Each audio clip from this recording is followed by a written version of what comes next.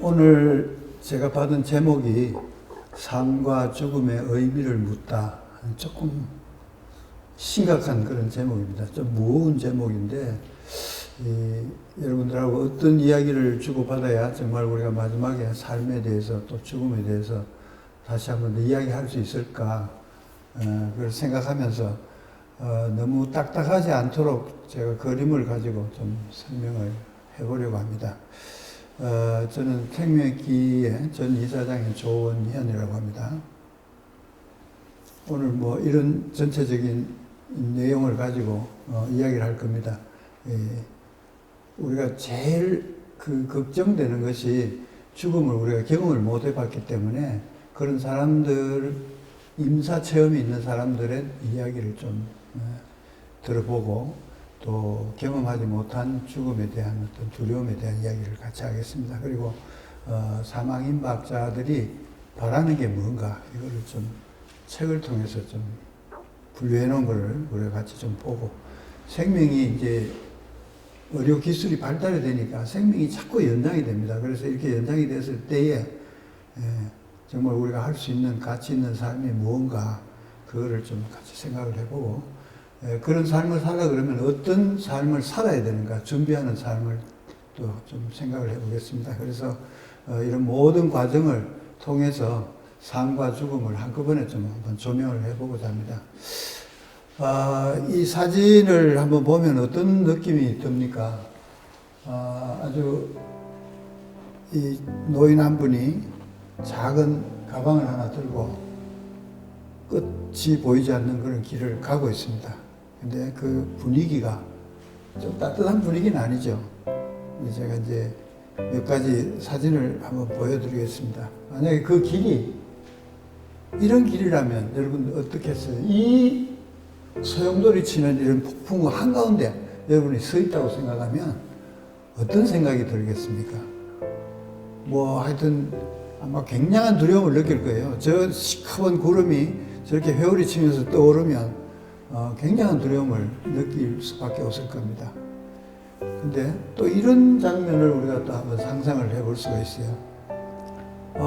모래바람인지 안개인지 모르겠습니다만은 자욱한 그런 속을 굉장히 좀 평화로운 그런 모양은 보이죠. 색깔은 비록 좀 이렇게 누런 색깔이지만 아주 평화로운 그런 모습을 보입니다. 그리고 또 다른 풍경은 아주 이건 초록색의 밝은 색을 가진 그런 나무 사이로 이렇게 길이 나 있고 양쪽 옆으로 이런 초원이 있는 이런 모습을 우리가 볼 수 있습니다.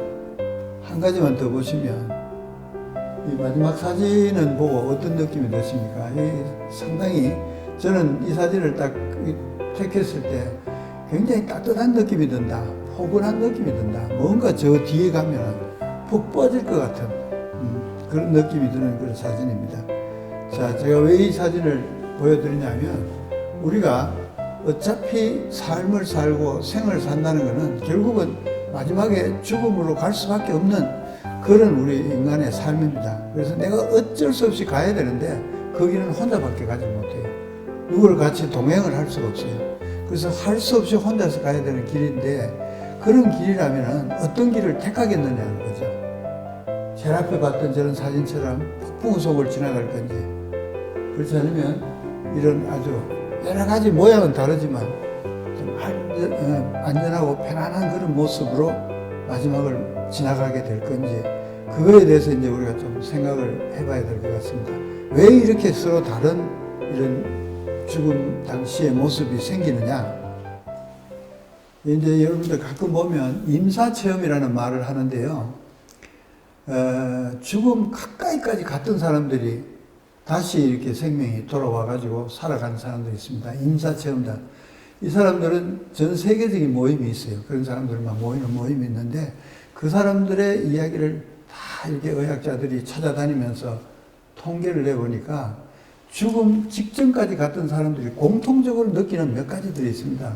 죽음 가까이 갔을 때 어떤 사람은 환한 빛 속을 이렇게 지나가는 사람도 있고, 어떤 사람은 정말 아까 그 폭풍우처럼 캄캄한 그런, 거기다가 시커먼 옷을 입은 그런 저승사자 같은 사람들이 와서 데려가니까 자기는 안 가려고 발버둥 치는 그런 경우도 있고, 하여튼 여러 종류의 이야기들을 하고, 더더구나 그 사람들이 이 영과 육이 이렇게 분리돼서 영이 그 자기 몸에 병이 나서 혹은 사고가 나서 누워있던 병상에서 영이 빠져나와서 이제 다른 길을 다니면서 자기가 누워있는 모습을 보는 그런 거를 자기가 경험했다는 거죠. 나중에 끝나고 나서 깨어나고 난 뒤에. 그래서 그런 이야기를 다 종합해보면 아주 이 죽기 전에 경험하는 모든 일의 이 순서라든지 이런 것들이 다 모든 사람이 똑같지를 않아요. 다 다르다는 거예요. 그래서 정말 그러면 우리가 어떤 편안한 그런 죽음을 우리가 맞이할 수 있겠는가? 그걸 한번 생각해 보겠습니다. 우리 임종이 임박한 그런 상태가 되면요. 두 가지 상태로 대부분 이제, 그 돌아가시는 분들의 모습이 이제 그 과정을, 과정을 겪게 됩니다. 그 중에 하나가 이렇게 위의 길처럼, 노란색으로 된 저 길처럼 아주 졸음이 나른하게 졸음이 오고 무기력해지고 힘이 없어지고 점점 행동이 둔화됩니다. 자기 행동이 하고 싶어도 이게 마음대로 몸이 안 움직여지는 그런 아주 나른한 그런 상태. 그렇지만 모든 것은 편안해요. 저런 상태에서.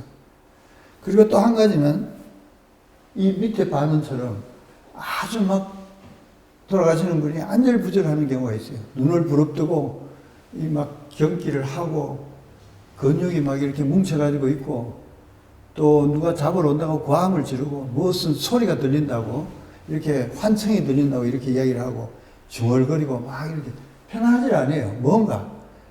그래서 제가 이 두 가지 죽음에 대해서 위에 저렇게 편안하게 가는 저 죽음을 평온한 죽음, 편안한 죽음, 일반적인 죽음이겠죠. 요 밑에 과정을 겪는 사람들을 별난 죽음이라고 했어요. 이게 아주 정상적으로 편안하게 가질 못해요. 마지막 순간을. 그래서 이게 왜 그런가 여러분 앞으로 이야기를 저하고 같이 이렇게 해보면 그게 왜 그런 경우가 생겼는지 우리가 생각을 할 수 있습니다. 그래서 이게 이제 어느 쪽 길을 가든지 간에 마지막에는 혼수 상태가 돼서 돌아가시게 됩니다. 그래서 우리가 원하는 건 어느 거였어요? 여러분들 밑에 방향으로 이렇게 죽음의 길을 가고 싶어요. 그렇지 않으면 위의 길을 가고 싶어요. 아마 누구도 이 밑에 길을 가고 싶은 사람이 없을 겁니다. 근데 저거는 가고 싶고 안 가고 싶고가 아니고 죽음 전에 살아있는 동안에 삶에 따라서 이렇게 두 가지가 변화가 되는 겁니다. 그래서 결국은 우리가 경험하지 못했던 죽음. 누구도 죽는 것을 경험한 적은 없잖아요. 한번 죽으면 그대로 가는 거니까. 그리고 그 죽음에 대한 준비가 없었다. 우리가 이때까지 잘 살려고만 했잖아요. 우리 늘 이야기하는 것이 보통 보면 웰빙만 이야기합니다. 근데 웰다잉 나온 이야기가 그렇게 오래되질 않았어요. 잘 죽어야 된다는 거죠. 요새는 이제 웰빙, 웰다잉 이거 말고도 웰에이징, 웰리빙 이런 뭐 여러 가지 말들이 나오는데 하여튼 죽음에 대해서는 우리가 잘 살기 위해서는 막 여러 가지 책을 보고 준비를 하는데 죽음에 대해서는 조금 터부시한 적이 있어요. 최근에 들어와서는 이제 아마 이 유튜브나 이런 데서도 보면 막 많은 그 내용들이 나옵니다. 죽음에 대해서 나오는데 경험한 사람들이 없기 때문에 이런 죽음에 대해서 교육한 적도 없고 또 직접 경험해 본 적도 없고 그래서 이제 막연한 두려움이 있는 겁니다. 죽음에 대해서. 그러니까 별난 죽음도 생기고 편안한 죽음도 생기고 그렇게 하는 거죠. 자, 그래서 이거를 알기 위해서 간단한 예를 하나 들어보겠습니다. 여행을 우리가 같이 한번 떠나봅시다. 강원도 정선에 가면 레일바이크가 있습니다. 요즘 뭐 전국적으로 지방자치단체별로 이런 그 레이저 시설들을 많이 해놨는데 이런 고속 전철이 나고 하니까 이 과거에 있던 이런 철도를 이용해가지고 레일바이크 이 레이저 시설을 만들어 놨어요. 대충 뭐 젊은 사람들이 가족들 단위로 이렇게 많이 가죠. 근데 이 레일바이크를 타고 쭉 가다가요, 그냥 평안한 길에 바깥이 다 보이는 길로 가면 좋은데, 이런 아마 이게 정선이니까 거기 아마 그 탄광지대고 이래서 이런 그 굴속을 통과하는 이런 과정이 있는 모양입니다. 여기를 우리가 갔다고 생각해 봅시다. 우리가 전혀 아무런 지식 없이 정선 레일바이크의 코스가 이렇다는 걸 모르는 상태에서 여기를 갔다고 생각을 해 봅시다. 이 굴 앞에 딱 도착했을 때, 여러분들 그 굴 앞에 도착하면 우선 냄새가 좀 이상하잖아요. 독특하잖아요. 그 굴에 오랫동안 기차가 다녔기 때문에 거기에 깨끗한 냄새가 납니다. 좀 탄 냄새도 나고 좀 좋지 않은 냄새들이 나요. 그리고 그 안은 캄캄해요. 아무것도 안 보입니다. 들어갔더니 아무것도 안 보여요. 근데 이게 1, 2분 내에 끝이 났으면 좋은데 이게 5분, 10분 시간이 자꾸 흘렀다고 생각을 해봅시다. 저는 지금 정선 레일바이크에 아무도 가보질 않아서 거기 길이 얼마나 긴지를 모르는데 만약에 이게 10분 이상, 20분 이렇게 갔다고 생각하면 그걸 모르고 아무런 정보 없이 들어가는 커플인 것 같으면, 가족인 것 같으면 어떻게 했어요? 그 안에서 혹시 여기서 못 빠져나가는 거 아닌가? 이거 여기서 정말 우리가 마감하는 거 아닌가? 이런 생각이 들 거고. 그래서 굉장한 두려움 속에서 그 속에서 있을 겁니다. 거기 다 빠져나갈 때까지. 그런데 가다가 보니까 이렇게 참 멀리서 빛이 비치기 시작해요. 그리고 조금 더 갔더니 그 굴의 끝이, 굴의 바깥이 이런 모습이 보이는 거예요. 아주 환한 산 속에 아주 싱그런 그런 나무들이 양쪽에 있는 그런 아주 경치 좋은 곳으로 튀어나온단 말이죠. 이 정도 나오면, 이까지 밖에 안 나가더라도 요 입구에만 오면, 여러분들 무슨 생각하겠어요? 아이고, 그 굴 속에서 괜히 쫄았네. 이런 줄 알았으면, 그 캄캄한 굴 속 길을 갈 때 5분, 10분 동안 우리 애인하고 온갖 짓을 다 했을 것 같아. 그런데 모르고 갔단 말이죠. 얼마나 그럴지 모르고, 앞에 무슨 장애가 있을지 모르고. 우리 그 디즈니랜드 같은 데 가보면, 그 동굴 지나가는 거 있어요. 거기 보면 중간에 귀신도 나오고 사람 뼈도 갖다 놓고 바람도 막 불게 하고 깡통도 이렇게 땡그랑 하고 굉장히 무섭잖아요. 그런 길 똑같아요. 우리가 모르는 길을 통과한다는 것은 그만큼 공포 속에 통과하는 거죠. 죽음이 바로 그런 거예요. 터널의 입구에 도착했을 때 우리가 터널 저 반대쪽에 있는 그 길을, 그리고 그 반대쪽에 그 바깥쪽의 길을 우리가 알고 있었다면 그 터널을 굉장히 즐기면서 갔을 겁니다. 그게 비록 1시간이 된다 하더라도 재밌게 갔을 거예요. 근데 우리가 죽음이라는 이런 터널을 알지 못하니까, 교육받지 못했으니까 이게 무서운 거예요. 그러니까 대충 사람들이 죽음 이야기하면 굉장히 터부시하고 이야기를 하지 않으려고 하는 것이 겁이 나요. 공포스러워진다고. 그래서 이런 그 예를 제가 이런 터널을 하나 들었습니다만, 당연히 이제 이런 터널을 우리가 지나는 것을 우리가 알고 지나가면 그 시간이 그렇게 길지 않고 짧다는 거죠. 실제로는. 그리고 이거를 위해서 우리가 평소에 좀 더 죽음에 대해서 한번 생각을 해보고, 또 죽음을 알려고 하고 공부도 해보고 또 죽음에 대한 준비도 하고 이래야 된다는 거죠. 이런 과정이 있어야 웰다잉을 할 수 있는 거예요. 제가 전에 한번 놀러 갈 때 이렇게 전라도 쪽으로 가면서 경상도와 전라도를 연결하는 이런 그 굴이 있죠. 아주 짧은 굴입니다. 그 위에 낮의 통문이라고 적혀 있죠. 신라와 백제 사이를 연결해 주던 그런 길이었다고 이렇게 하는데, 죽는다는 과정, 이 세상에서 우리가 사실 여기 사는 세상은 3차원의 세상이잖아요. 근데 저쪽 세상은, 죽음 이후의 세상은 몇 차원의 세계인지 모릅니다. 우리가 보통 영화에 보면 그런 거 나오잖아요. 여기 있던 사람이 금방 저기 어디 딴 데 가 있고, 여기 있던 사람이, 보이던 사람이 벽도 관계가 없어요. 벽도 그냥 통과를 하고, 하여튼 그런 차원이 다른 세상으로 옮겨지는 거예요. 그러니까 이 많은 사람들이 죽음을 겁을 내지만은 죽음은 마치 요 낮에 통문 통과하는 것과 마찬가지라는 거죠. 이웃집에 가는 것 같아요. 마치 자기 어머니한테, 어머니 나 지금 저녁에 가서 콩나물 밥 해야 되니까 콩나물 국 끓여 주려고 콩나물 사러 갔다 올게요. 이렇게 갔다 오는 동안에 어머니는 돌아가신 거예요.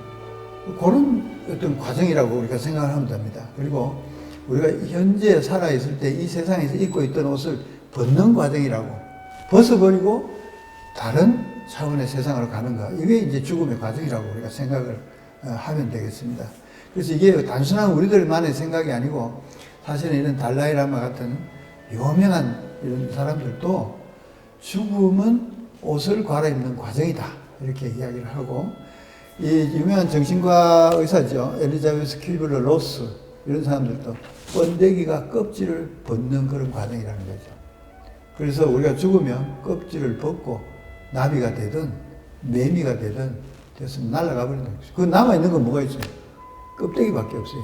그 매미 껍데기 보면 한가운데 이렇게 쭉 찢어져서 안에 있는 건 빠져나오고 껍데기만 남아있어요. 우리가 죽고 나면 그 껍데기만 남는 거예요. 이게 이제 우리가 죽음이라는 과정을 우리가 간단히 제가 좀 이해하기 쉽도록 한다고 이렇게 말씀을 드렸는데, 제가 1990년대에 미국의 듀크 대학에 갔다가 잠깐 있는 동안에 그 도서관에서 책을 본 게 어떤 책이냐면, 그 영어 이름이 있습니다만은 Facing Death, Finding Hope라는 이런 책이 있었어요. 그래서 제목이 굉장히 좀 매력적이에요. 이 죽음을 직면해가지고 이 희망을 찾아낸다. 뭐 그런 뜻인데, 뭐 굉장히 호기심이 가더라고요. 무슨 책인지. 근데 이 책의 저자가 크리스턴 롱가커라는 이분이 이제 소위 말하는 그 호스피스에 상당히 초기부터 많이 관여를 했던 분이고, 이분이 자기 남편도 이제 이 책의 시작이 그렇게 나옵니다. 자기 남편의 죽는 과정부터. 근데 그때는 이제 호스피스라는 이런 과정이 없었기 때문에 자기 남편이 죽는데 죽어가는 그 과정 중에서 자기가 직접 가족이 돼서 옆에 있어 보니까 정말 막 필요한 것들이 많은 것 같은데 의료진들은 아무도 거기에 대해서 관심을 갖는 사람이 없더라는 거죠. 그래서 이 사람이 이제 그때부터 해서 이 동양적인 생각을 굉장히 많이 가져왔어요. 그래서 그런 그 과정을 통해서 호스피스라는 이런 과정 전체를 다른 사람들과 같이 이렇게 만드는 그런 분인데, 이 책에서 한 챕터에 이렇게 나옵니다. 사망 임박자들, 거의 가까이 갔던 사람들이 원하는 게 있다는 거죠. 본인은 직접 말을 잘 못해도 머릿속에는 이런 걸 해줬으면 좋겠다 하는 것들이 있다는 거죠. 그게 이제 여기 이제 뭐 한 7, 8가지로 요약을 했습니다만 뒤에 다 자세히 나오겠습니다. 사람들이 자기들한테 이야기를 안 해주는 거죠. 죽는 사람을 앞에 놔두고는. 그리고 자꾸 좋은 이야기만 하는 거예요. 곧 좋아질 거다. 근데 사실은 환자는 죽음으로 가고 있는데 좋아질 거라는 이런 희망을 아무리 줘도 자기는 아파서 고통이 너무 싫어서 죽겠는데 엉뚱한 이야기만 하고 있는 거죠. 또 이제 크게 고민하는 게 생리현상입니다. 또 오줌 내가 못 가리면 누가 이걸 해결해 줄까? 그걸 걱정하는 거예요. 나중에 한번 봅시다. 그리고 내가 죽기 전에 이걸 해결해야 될 그런 문제가 있는데 매듭이 있다는 말이죠. 자기가 살아오면서 만들어낸 매듭. 그걸 좀 어떻게 풀 방법이 없을까? 누가 풀어줬으면 좋겠는데 그 옆에 있는 사람들이 이걸 눈치를 채야 되는데 모르는 거예요. 그리고 중환자실에 가가 있어 보면 이 심장이 먹고 심장마비가 오든지 하게 되면 의료진들이 달려들어서 전부 이 카디악 심장 마사지하고 난리죠. 근데 저 좀 안 했으면 좋겠다 나는. 그렇게 해서 성공하는 사람도 있지만 젊은 사람이 아니면 대부분 조금 살다가 또 죽어요. 또 스톱된다고. 그리고 또 한 가지는 내가 의식이 없이 있는 것 같아도 내가 다 듣기니까 나한테 와서 그저 조용히 좀 귀에 대고 기도를 좀 해달라. 영적인 수행을 해달라는 게 이 사람들의 소원이에요. 그리고 집에서 가족 옆에서 좀 죽도록 해달라. 그 가족들이 와가지고 특히나 평소에 자주 안 오던 가족은 가까이 와가지고는 이럴 때 와가지고 막 울고 불고 난리예요. 우리 아버지 우리 어머니 이제 고생하다가 살만한데 돌아가셨다고 막 하니까 이 사람은 지금 자기 몸을 놔두고 이제 떠나가야 되는데 가지를 못하는 거예요. 그래서 날 좀 놓아달라. 그리고 이제 안녕히 가시라고 이야기를 해달라. 그런 이야기들. 이런 것들이 이제 있다는 거죠. 그 제일 첫 번째 문제가 통증의 문제입니다.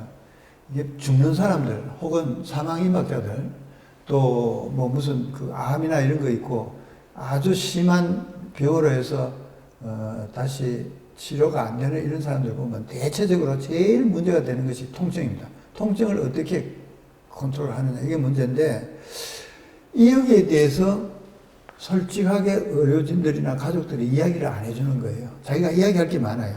여기 보면 4가지 큰 이 덩어리가 있습니다.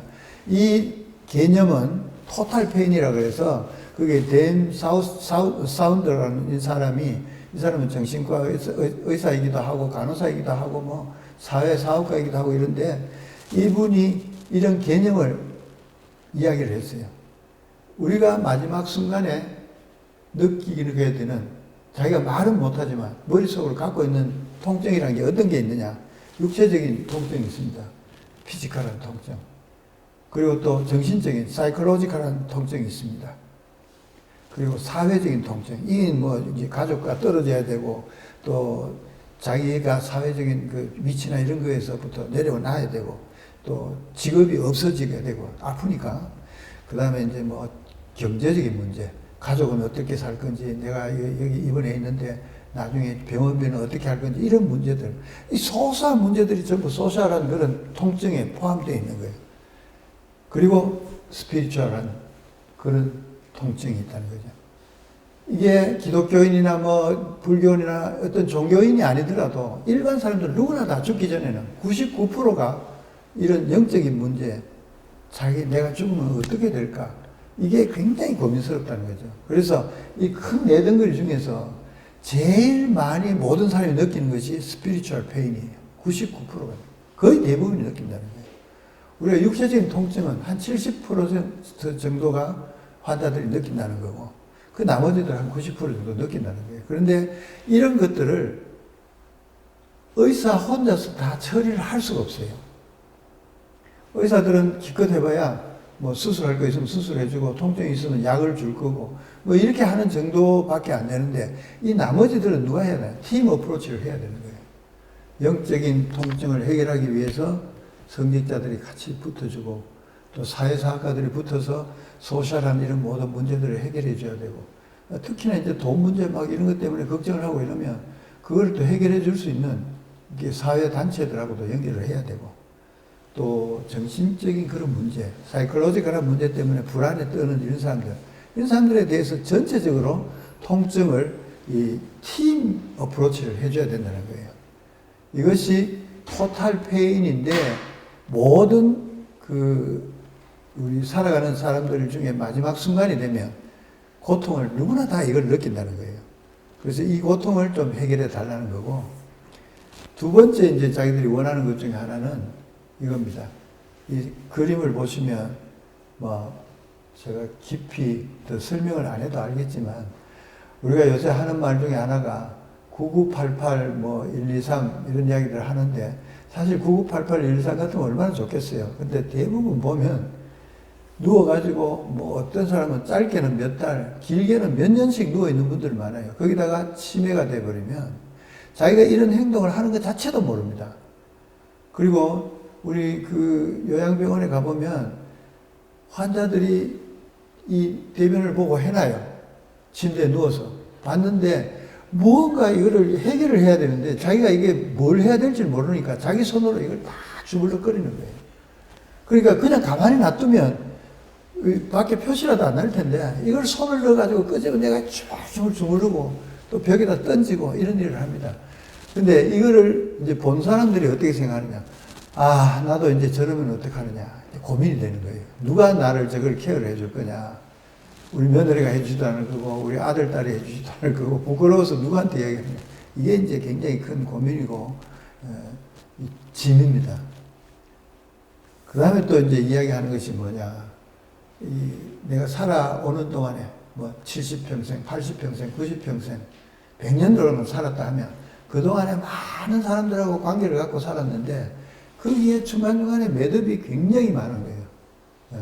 자기가 평생 잘 살았다고 생각하지만 되돌이켜놓고 생각을 해보면, 그때 내가 이 사람한테 못할 소리를 했다. 모진 소리를 했다. 그 사람의 마음에 얼마나 맺혔을까. 이런 생각이 들 때도 있고, 돈을 빌려가지고 내가 안 갚았는데, 띠먹었는데, 이런 나쁜 짓을 한 것도 생각이 날 거고, 특히나 지금 이제 우리나라 같으면 고부 간의 갈등이 굉장히 심합니다. 그러니까 이게 시어머니하고 며느리하고 간에 있었던 그런 모든 일들이 이제 생각날 거고, 또 어떤 경우에는 이렇게 부정적인 그런 면에서뿐만이 아니라 좋은 면에서 내가 평소에 그 사람하고 굉장히 친하게 지내고 잘 지냈는데 죽기 전에 한 번 더 봤으면 좋겠다.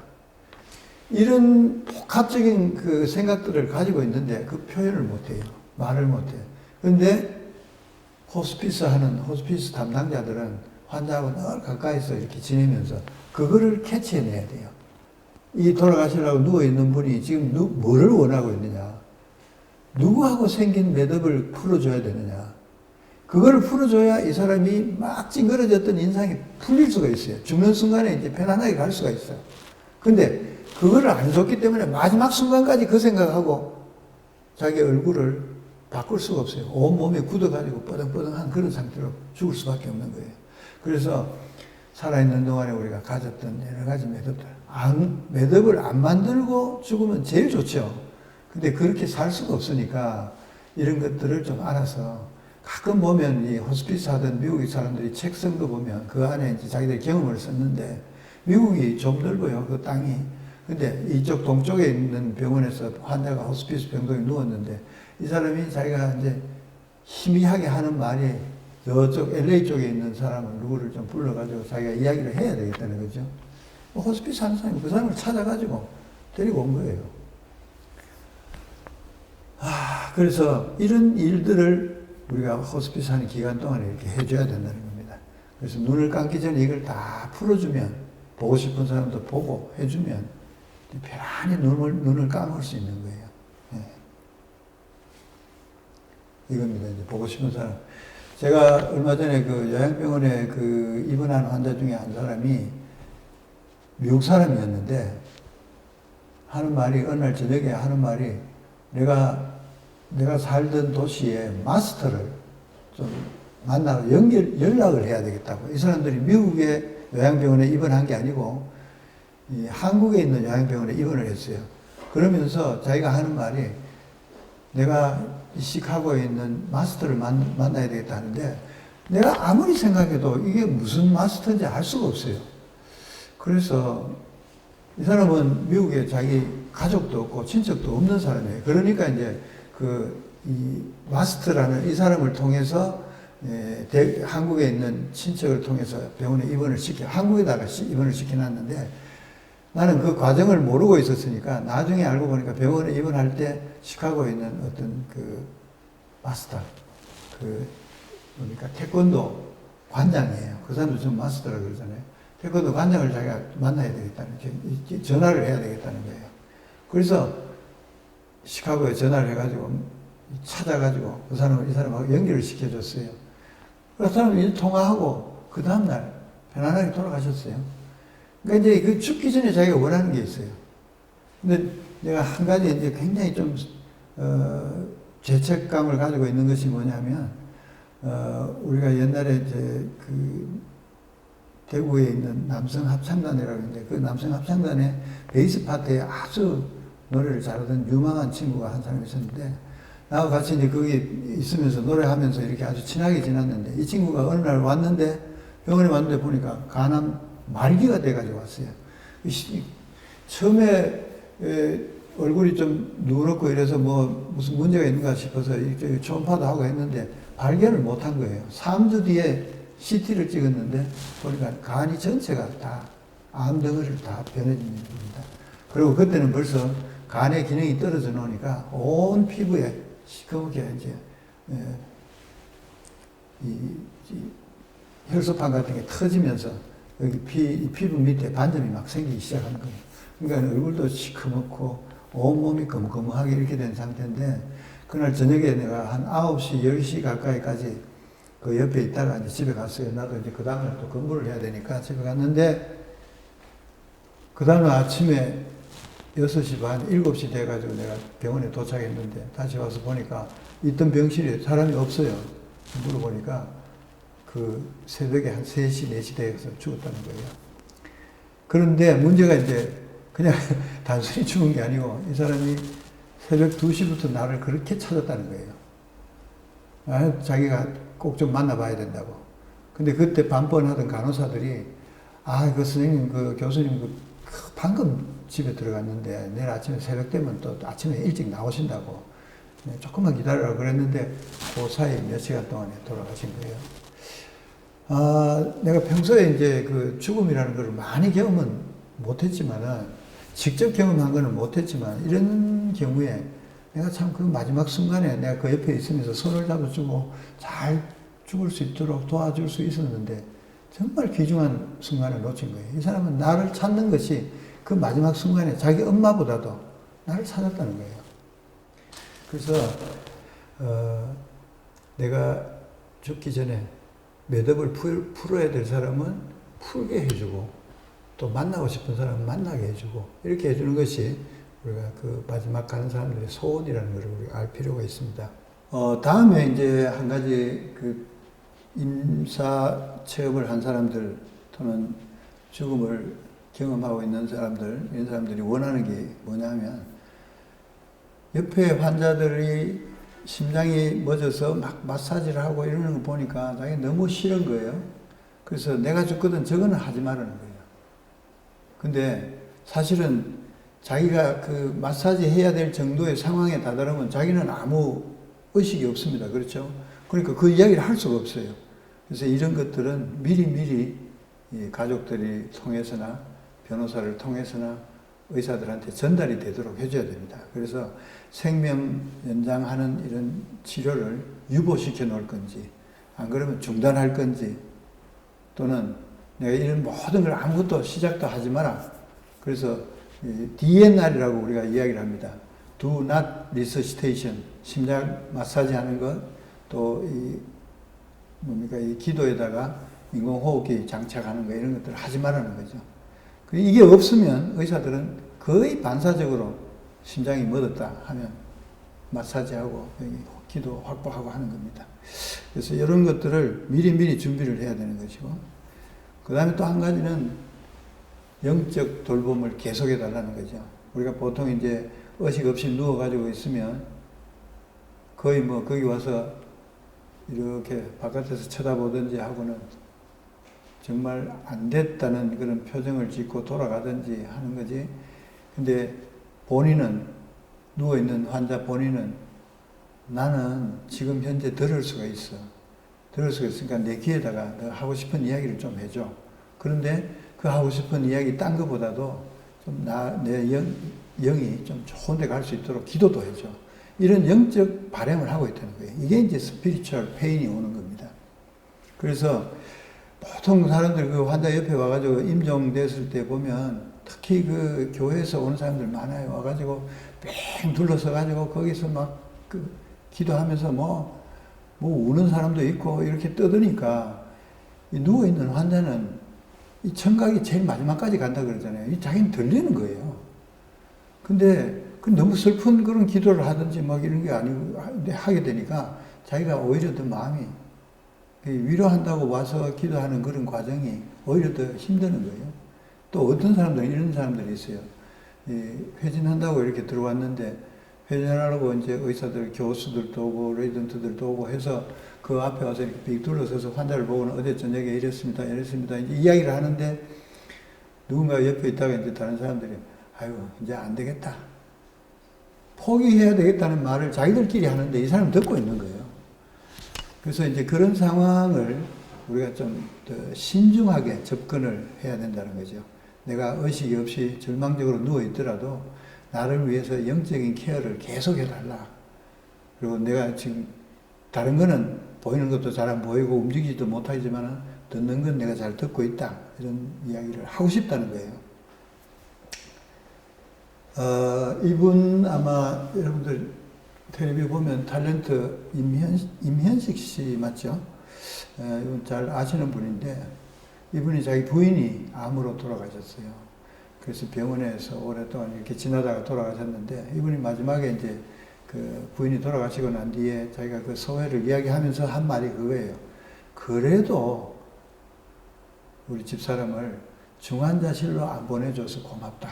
좀 이상하잖아요. 마지막에 되면 급하면 어떻게 될지 모르니까 중환자실에 들어가서 이제 뭐 조금만 변화 있으면 뭐 이렇게 치료를 해야 될 텐데 본인이 이야기한 게 이거예요. 중환자실로 안 보내준 게 너무 고맙다. 왜 그러냐. 여러분들 중환자실 뭐 아시겠지만 이 중환자실 이용하는 시간이 있습니다.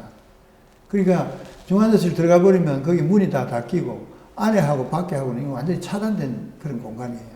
그러니까 환자는 들어가서 그 마지막 순간에 됐는데 심장이 멎었는데 막 안에서 마사지를 하면서 그때야 부를 수 있어요. 이제 좀 의사들이나 간호사들이 좀 보고 상태가 안 좋아지고 하면 이를 미리 보호자를 불러가지고 한번 면회를 시키고 하면 좋은데 그 환자들이 많은 환자들 중에서 전부 다 똑같은 그런 이 과정을 그런 서비스를 할 수가 없는 경우가 있어요. 그래서 잘못하면 가족들이 바로 그 병실 문 앞에 중환자실 문 앞에 거기 의자에 앉아 있으면서도 환자의 임종을 못 본다는 거예요. 그래서 이제 이런 거를 방지하기 위해서 지금 이제 큰 병원 대부분은 보면은 마지막 임종실이라는 걸 따로 운영을 하고 있습니다. 그러니까 봐서 하루 이틀 내로 뭐 아마 돌아가실 것 같다 이런 감이 들면은 환자분을 글로 이제 옮기죠. 그쪽으로 옮겨서 가족들하고 같이 있도록 하는데 그것도 그렇게 예측을 잘 할 수가 없다는 거죠. 그래서 이런 말이 나옵니다. 나 죽을 때 혼자 있을까봐 걱정된다는 거죠. 저 임종실이라고 있는데 거기 가면 침대 하나 있고 뭐 옆에 의자 한두 개 있고 다른 치료를 아무것도 안 하고 이제 기다리는 거예요. 돌아가실 때까지 이제 심장이 멎을 때까지. 근데 자기 머릿속에 생각에 나 이렇게 혼자서 차운데 이렇게 혼자 있는 게 싫다. 좀 제발 좀 가족들하고 같이 있는 게 좋겠다. 그런 생각을 하고 있고 말하고 싶은 건데 이거를 이야기를 못 하고 있는데 임사 체험한 사람들이 한 이야기 중에 이런 것들이 나온다는 겁니다. 그 다음에 이제 이거 뭐 아까 그 심장 마사지하고 그거하고 똑같은 그런 이야기들인데 모든 몸에 있는 그 혈관은 다 찔러가지고 저렇게 이 수액을 주렁주렁 달아놓고 또 구멍마다 막 호스를 다 꼽아놔요. 그러면 환자가 굉장히 고통스럽습니다. 근데 이제 의식이 없으니까 저렇게 하고도 있는 거지만은 사실은 이게 이제 자기가 말을 할 수만 있다 하면 아마 이런 이야기 할 거예요. 너무 무리하게 치료를 안 했으면 좋겠다. 주치의한테 좀 이야기해달라. 나 이거 좀 그만 이 정도에서 끝내달라 하고 싶은데 가족은 또 어떠냐면 저렇게 안 달고 그냥 대충 하고 있으면 이 치료를 제대로 안 하는 거 아닌가. 우리가 저렇게 안 해가지고 환자가 못 사는 거 아닌가. 돌아가신 거 아닌가. 이런 생각을 할 수도 있어요. 그래서 어쩔 수 없이 저렇게 달고는 있는데 이제 의료가 발전하면 발전할수록 더 많이 달 거예요. 그런데 환자는 누워가지고 이야기합니다. 이 다 내가 너무 무리하게 치료를 하는 것 같다. 이제 그만해라는 거죠. 예. 내가 내 스스로 이야기할 수 있으면 내가 주치의한테 이야기할 텐데 너가 좀 이야기해달라는 겁니다. 그 다음에 좀 너무 울지 마라. 내가 지금 영이 지금 여기 분리가 돼서 떠나가야 되는데 그런 순간인데 막 어디서 멀리 있던 불효하던 아들이 쫓아와가지고 막 붙들고 뭐 시신을 붙들고 울고 난리를 지긴단 말이죠.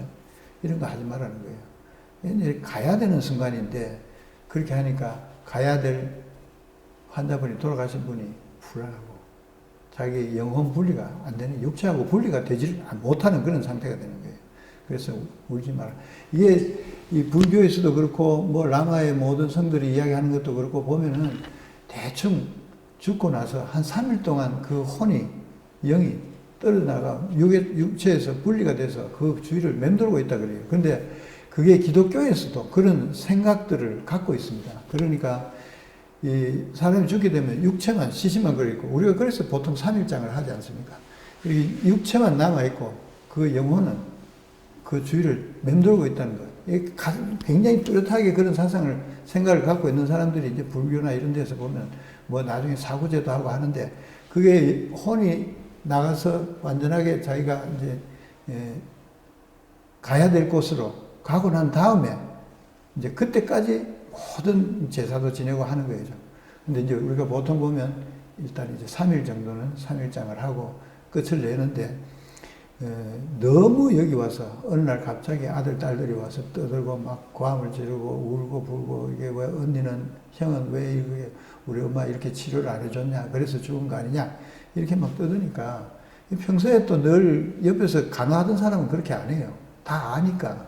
그러니까 이제 불효하던 사람들이 와서 그런 이야기들을 합니다. 근데 돌아가신 분은 속으로 그렇게 생각을 하고 있는 거죠. 그만 울어라. 나 이제 좋은 데 가니까 제발 나 좀 가게 해달라. 그래서 say goodbye 하라는 거예요. 더 이상 울지 말고 잘 놓아달라는 겁니다. 이런 것들이 이제 죽어가는 사람들 혹은 이 암이나 뭐 무슨 큰 병이 있어가지고 생을 마감하는 사람들, 이런 사람들이 병원에 입원했든지 집에 있든지 간에 이 사람들이 느끼는 그런 느낌을 표현을 해놓은 겁니다.